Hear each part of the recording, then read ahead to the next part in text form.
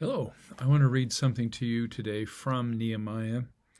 And just to give you a little background, they're building the wall, and some of the family members that don't have much money are complaining about the debt or the amount that they have to pay in taxes for this wall and for rebuilding Jerusalem.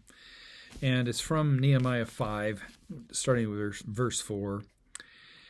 And others said, "We have had to borrow money on our fields and vineyards to pay our taxes.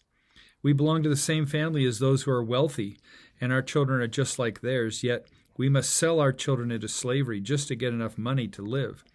We have already sold some of our daughters, and we are helpless to do anything about it, for our fields and vineyards are already mortgaged to others." So they're talking about some pretty crushing debt, and that's being incurred, and it's not fair, especially for the poorer people. And this sort of gets picked up by Jesus in the New Testament. Of course, part of God's deal is he's always on the side of the poor and those who are disenfranchised and those who don't have the money to pay for things like other people do. So, but kind of the focus always is caring for the poor with God, especially the Old Testament God. That's part of his calling card, is caring for the poor. And Jesus kind of picks up this theme a little bit in Matthew chapter 18. And I want to read just a little bit. This is it's a parable that Jesus tells about somebody who has a lot of debt. And it goes like this: "Therefore, the kingdom of heaven can be compared to a king who decided to bring his accounts up to date with servants who had borrowed money from him. In the process, one of his debtors was brought in who owed him millions of dollars. He couldn't pay. So his master ordered that he be sold, along with his wife, his children, and everything he owned, to pay the debt. But the man fell down on his master before his master and begged him, 'Please be patient with me, and I will pay it all.' Then his master was filled with pity for him, and he released him and forgave his debt."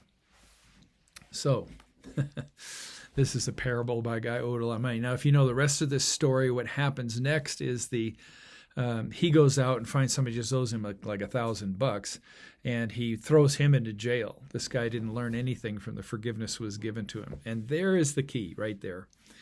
Forgiveness is the key, that we experience forgiveness of sins, so many sins that we commit.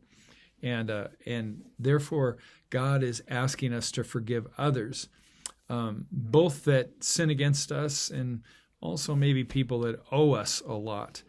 The Lord's Prayer says, forgive us as we forgive others. Forgiveness is the key, not just financially, but in all our personal lives. If you don't forgive somebody, they literally own you. Your resentment that you're not forgiving them, your resentment that you're holding is, like AA says, a poison pill you take to kill the other person. It'll destroy your life.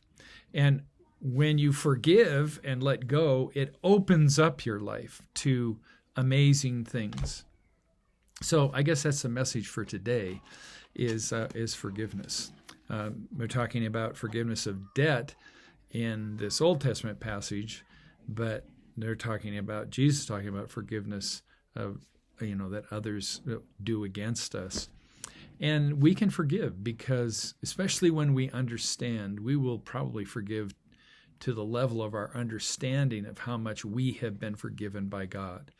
If you know that you have been forgiven millions and millions by God, it'll be a lot easier for you to forgive somebody who's just done a little thing comparatively to you. So it's the key to really opening up your life. And if you can't forgive, if you got something you're not forgiving, the only way to really change that is through prayer and asking God to forgive you. And then also, and here's the hard part, praying positively for the person that you are holding something against. Pray that their life would go well. Pray that their life would be wonderful every day. And then you know what? something changes inside of you eventually.